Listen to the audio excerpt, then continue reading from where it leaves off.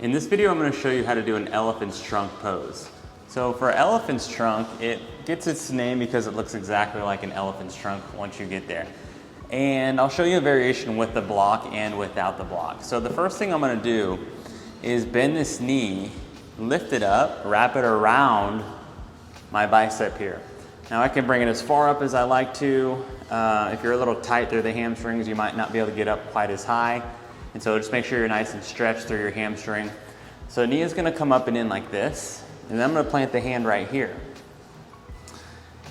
And other hand is going to plant here. Now this is going to require a lot of core strength. So I'm going to start to squeeze my core and hinge forward just a little bit. And I'm going to press my hands straight down into the mat and lift my hips up off of the mat. And this whole leg is going to be hovered here. So you can start with the block if you're first time doing this. So my heel is on a block, make it a little bit easier, and then I'll just lift the hips. And then that's essentially it.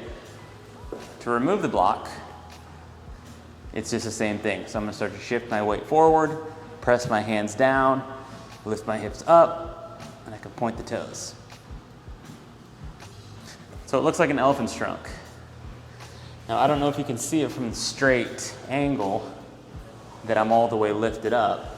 So just let me turn my mat real quick, and I'll do it from the side so that you can see it from the side. So, gonna bend the knee, wrap it around, and then plant my hand right by my side.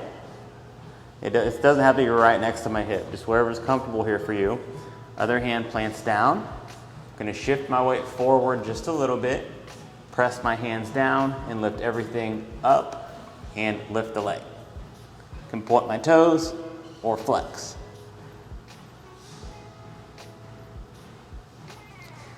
And then come back down.